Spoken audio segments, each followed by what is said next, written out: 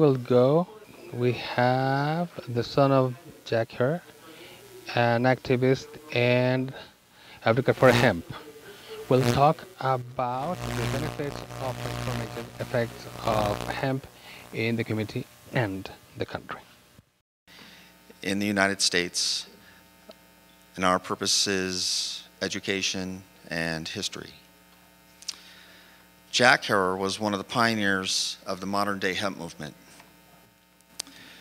His unyielding passion and his conviction declaring that hemp was not only important to mankind, but essential to our existence.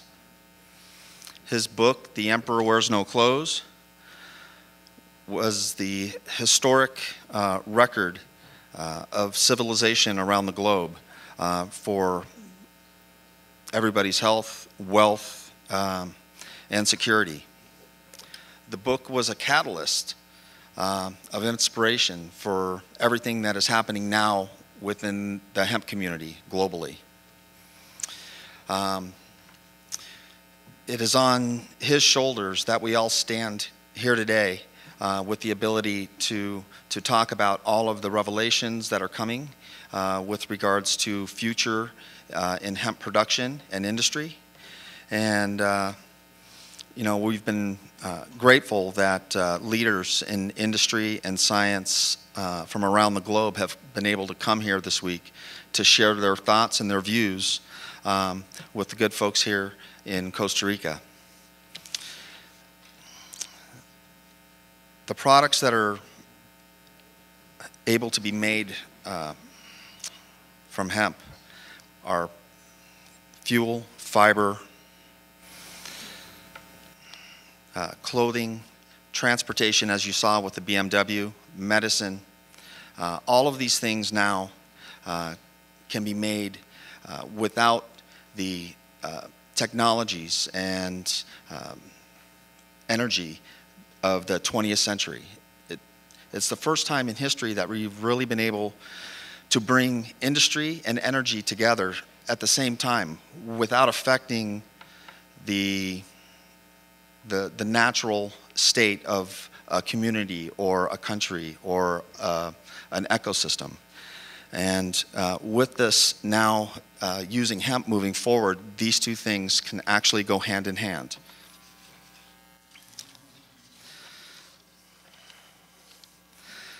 It's our responsibility as citizens and custodians of the planet that we have access to grow hemp globally to change and reverse the things that have been happening with our ecosystem with regards to global warming, with pollution of not just our air, but our oceans and our soil. Looking at what Costa Rica is now importing, in the last few years, on average, Costa Rica is importing more than $500 million in industrial products for the use in construction, building materials, concrete, plywoods. Some of these products can be replaced right here in Costa Rica with new industry and new business provided by your farms and your citizens and your government to create new employment, new wealth, and new health and security for all its citizens. You know, by bringing hemp here to Costa Rica, you could actually be a beacon of light for all countries that are struggling to deal with the same exposure to these same toxic products that we've used in the last century, and move our energy resources and future industry in a brand new direction that is clean and helpful to not just our environment, but to our very existence. Next slide. Now, throughout history, hemp has been an incredible, important part for every civilization's development. From traveling the seas, everything on these ships were based in hemp, from its sails to its riggings to its ropes. These are parts of history that have been removed from our understanding. Most of us think of sails as nylon or polyester, but before the 1900s, these did not exist. Hemp was the most important plant, the most important agricultural product in every emerging civilization around the globe. Next slide. Even into pharmaceuticals. And in the 1800s and into the early 1900s, most pharmaceuticals that exist still today all had medicine made from cannabis in the forms of hashish, in the form of tinctures, in the form of oils, like which is in this bottle here. Next slide. The invention in the early 1930s of a machine called a decorticator, which Jason had just got done talking to you about on a larger, more current scale. This machine was going to revolutionize in the United States the reemergence of using hemp for all products that were essential to the growth of our cities and our country. And next slide. It was going to revolutionize how we did business and how much business we could do. It was the first time in U.S. history, and in fact world history, that the term $1 billion had been used in the description of an agricultural crop. And remember, this was in the 1930s. Its potential, next slide. Its potential was the greatest, most profitable, most versatile crop that mankind has ever been able to use. And before the 1930s, again, every country used this. This was their wealth. This is how they did business. This is how they existed, and this is how they grew. Next slide. The many uses of hemp was talked about by Jason as well. From food, fiber, plant, energy, gasoline, clothing, every product up until the 1900s, for the most part, with very few exceptions of wool and cotton and silk, virtually every product that was used globally was hemp-based on some form. Next slide.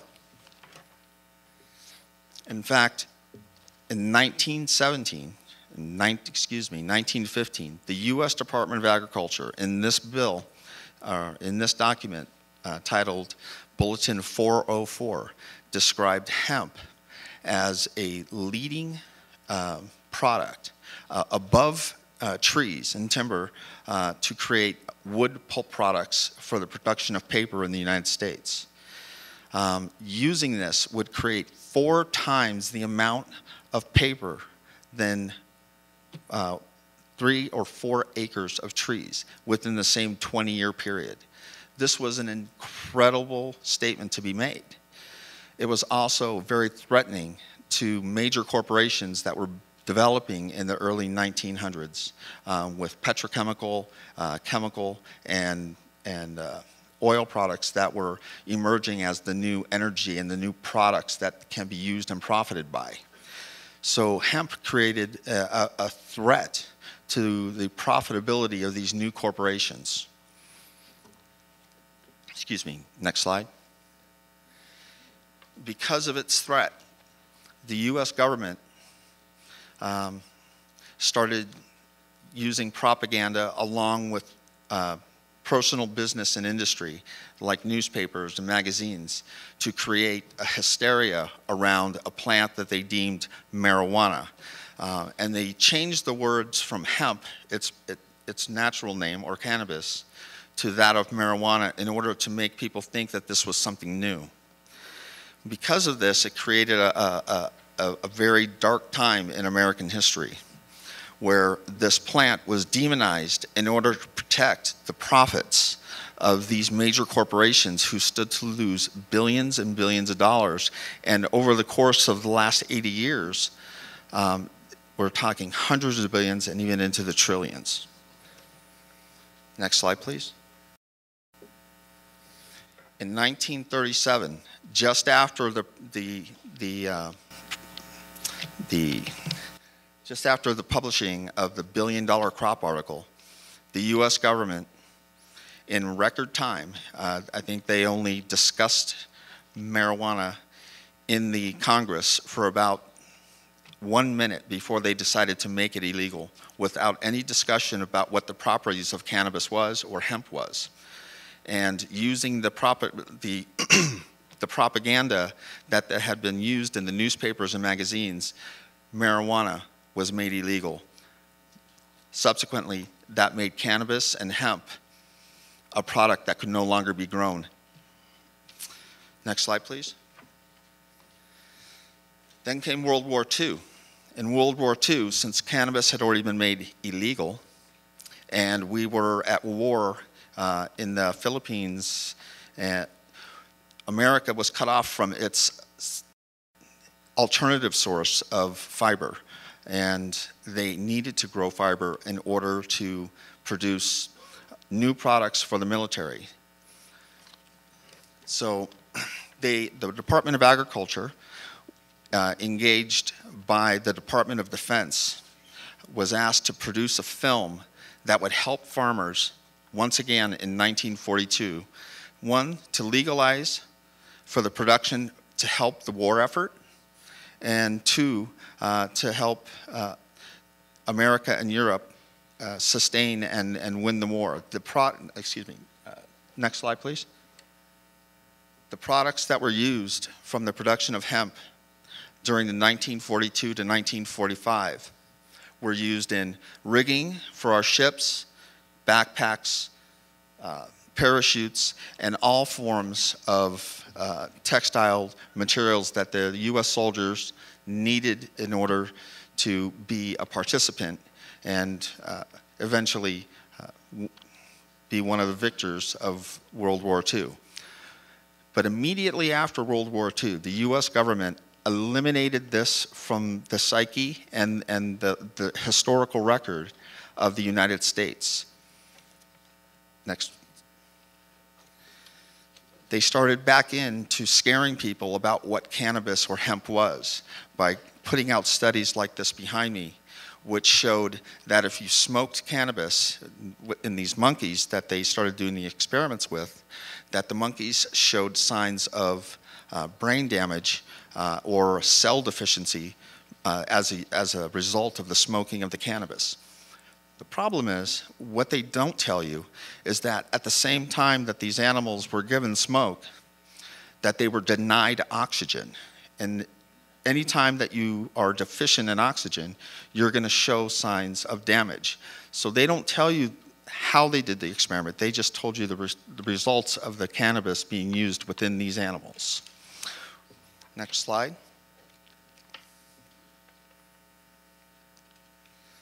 They've also eliminated its use in history, even in our national museums in the United States, in fact, globally. Anytime that you would go into a museum or some artifact-based educational center, everything would be laid out. This was made from cotton. This was made from silk. This was made from jute or flax. But anything that was made from cannabis was labeled other material. They did not want to use the term hemp as a useful product, and they needed it in order to portray this not useful, this is a product that should be eliminated and has no use in mankind.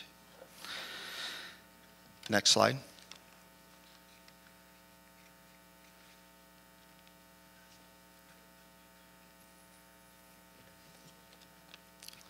And they even went so far as the film that they made in 1942 for the Department of Defense, they removed it as well from the Library of Congress. But through very diligent searching from some very dedicated people, one of which was my father, they went into the Library of Congress, into areas that were not readily accessible. And after several days, they were able to find the supportive documents that had been removed from the library. And with filing of a few papers and presenting them with a version of the film that they had actually said did not exist, they were forced to readmit it into our history. Excuse me, into our history. Now, prohibition, marijuana being illegal, has only been illegal since 1937. Globally before that, virtually every country used it in every form of life, for every reason and for every product, for the most part, that was used. The reasons why we have books that are 200, 400, 500, 1,000 years old is because these books were printed up with hemp or parchment. Canvas is actually the Dutch pronunciation of cannabis. So anytime that you hear the term canvas sails or canvas covered wagons or canvas backpacks, these were all in reference to the name cannabis, but again, removed from our history. Now, with the beginning of Prohibition and World War II, after World War II, we created the United Nations. The United Nations was a governing body to help deter another war like had just happened from ever happening again. In order to become a part of the United Nations, at the behest and insistence of the US government, all nations that would sign this agreement within the United Nations had to subscribe to all of the United States cannabis control laws and drug laws in order to be protected and under the umbrella of the United Nations. It was this act that created worldwide prohibition against this plant, that its mere existence was such a threat to all major industry of the 20th century that it needed to be eradicated so it would no longer ever threaten the profitability of oil, chemical, and petrochemical companies. That being said, this plant has only been illegal for the last 70 years, 80 years. It's time that we've recognized the importance and the necessity of this plant, not only in America, not only in Europe, but in every part of the world where it can be used and grown and not just profited by, but instill health, wealth, and security for all countries that have the ability to grow it. And I hope in the future that Costa Rica will be one of them. Thank you.